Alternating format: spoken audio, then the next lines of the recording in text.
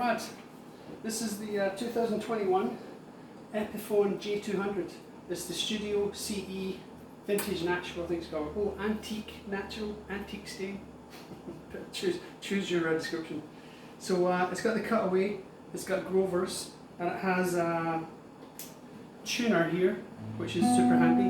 So I chose this rather than the Masterbuilt just for those features, because I'm not crazy on the vintage tuners, the button tuners. I like the metal Grover tuners. I like having a sheen, as I should say, and I like having a tuner. So every time I play the guitar, I can tune it, right? I also like the cutaway for going up here.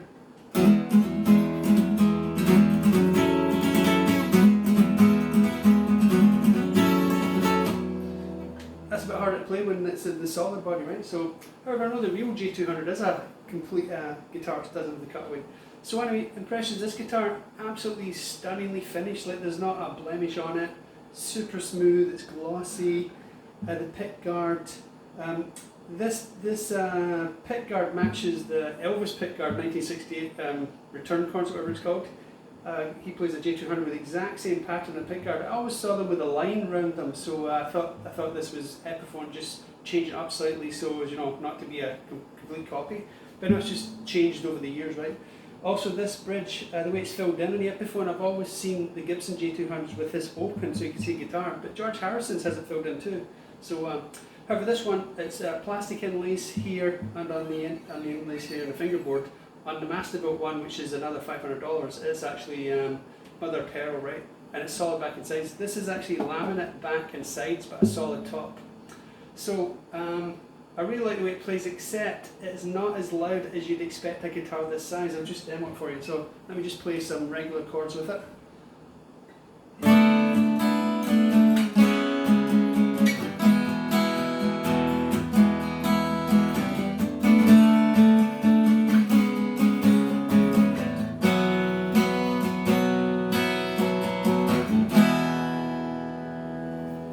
I'm playing reasonably hard there, not super hard, but reasonably hard, not softly.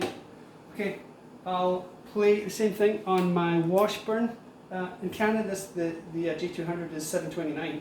This Washburn is $629. It's a solid back and sides, solid top back and sides, mahogany back and sides.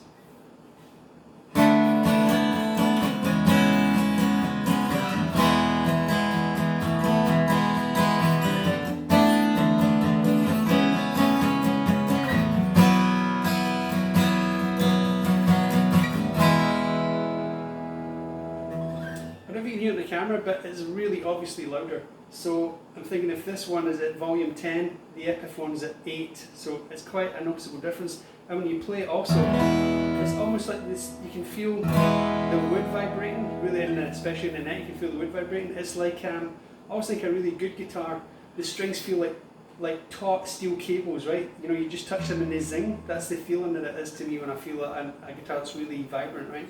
This feels like that. Okay, let me go to my Yamaha. The reason I'm comparing is because these guitars are all in the same price range, all within $100, right? The Yamaha is the Trans-Acoustic, but I won't turn that bit on, just play it as a regular acoustic. So there's something.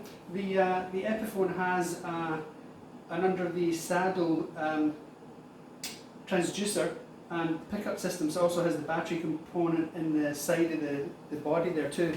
And this also has a reverb unit inside. They actually vibrate the top of the guitar to make it sound the way it would if you plugged it into an amplifier and turned on the reverb. So it's awesome to have the reverb on the guitar, because obviously if the guitar's making the reverb, it's going to be exactly as the guitar would sound, not through an amp where the sound might change. But anyway, that's turned off, just to play it as an acoustic. This guitar I think was $750, so again, within a few dollars of that guitar.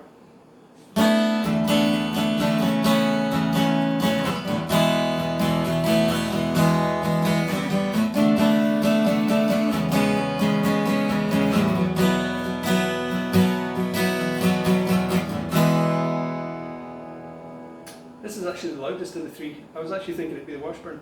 This is actually the loudest, and I hear it's brighter too on the treble side. It's got a bit more treble than the Washburn does. Body, these are both dreadnoughts. The body looks the same size, but anyway, both of these, they sound really good, and so does the J200, but it doesn't. But it's really noticeable that it's not very loud. Okay, so I want to show you something really interesting.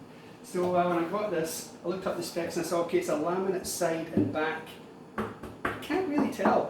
It doesn't sound any different. Doesn't sound any different.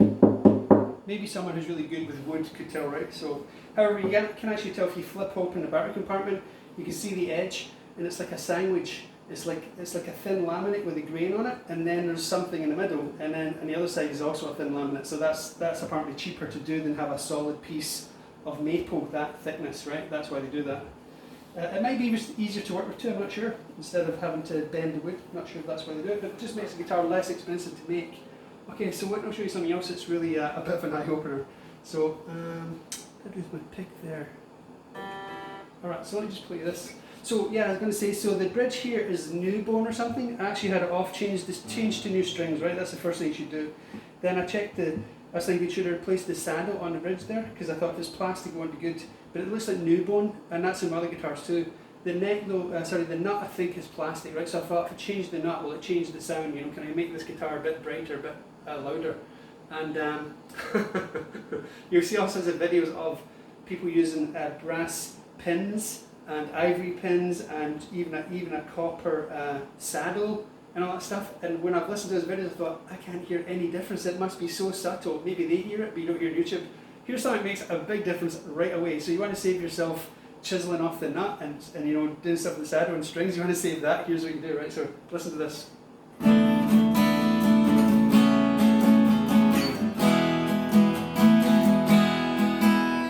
Okay. Guitar pick. That one is 1 millimeter. Let me go to 0.5 millimeter. Same thing.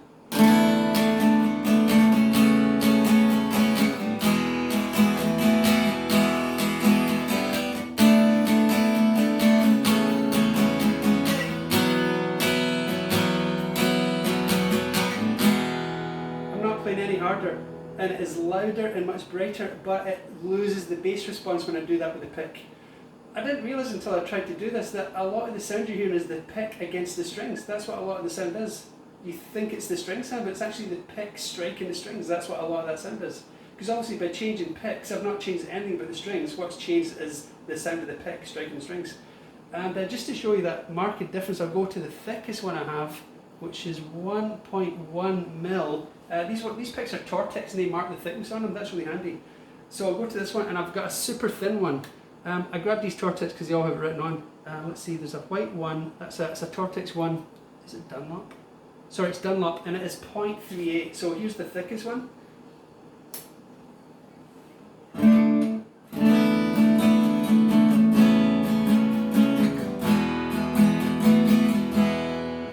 Just playing that, it sounds like I need new strings. They sound dead, right? And I know they're new. I only put them on 2 days ago. Okay, let's do it again.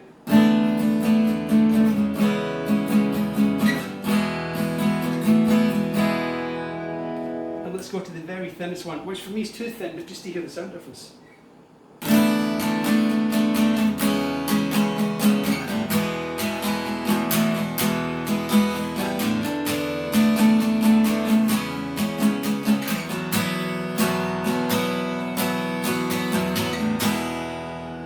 So that for me is way too, the attack is too slow, right? The response to the strings is too slow. So I found the one that I like the best is 0.5 mil, right? And this one's a Tortex 0.5 mil. This is the sound. It sounds like I just put new strings on, which I did, but it sounds like another new set of strings, right? So here's the 0.5 mil one.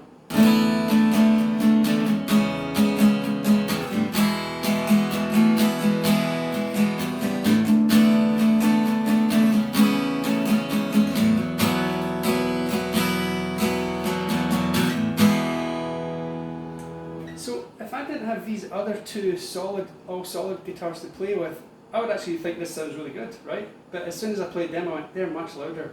And so, like I say, between the Yamaha, the Washburn, and this one, the Yamaha and the Washburn are both sitting around 10, you know, if we consider that volume output. Not talking about the quality of the sound, just the loudness, 10. This is about 8, it's really noticeably quieter. I've had one of these before and I didn't notice that at all, so I didn't have either of those two guitars at the time. But in terms of the sound quality, it's a really sweet sound off this guitar. If I do this, that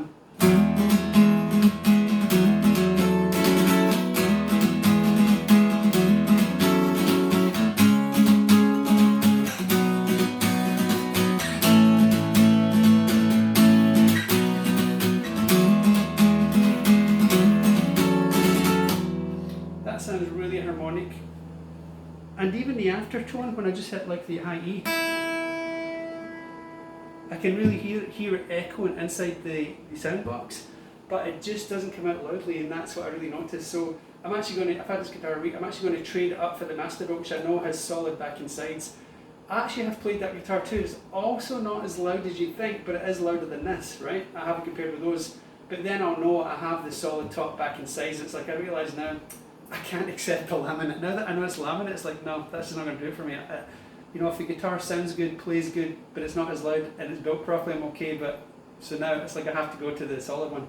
But that's going to be almost twice as expensive as these, right? But I just love the J200 shape, size, style. I just love that, right? So that's what I'll do. Anyway, the thing with the pick, save yourself the hassle with a nut and change the pick, right? So how simple. I never really A-B'd it like that. I'd changed to a softer pick before, or a lighter pick, but I never A-B'd it to go. It's like a different guitar. All right, that's it for now. What else I want to tell you about this?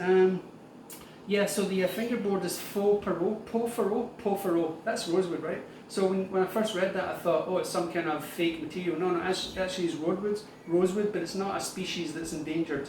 So that's why I switched to that. It's lovely, really lovely. And I actually oiled the fingerboard already, and it's a lovely tone, and it looks authentically vintagey because it's slightly uneven in darkness, and that's what it looks like in an older guitar. So really nice. The Grovers are really nice on it. The tuner works great. I plugged it in. It sounds perfect without even changing the tone. So all of that's good. The only thing missing is that volume, and I guess knowing the inlays are plastic. They are in my electric guitars too, the plastic, so that doesn't bother me. But knowing there is one with a mother of pearl, I've got to have that one, right? So, and we hope this helps you decide between the studio one and the Masterbuilt one. All right, bye for now.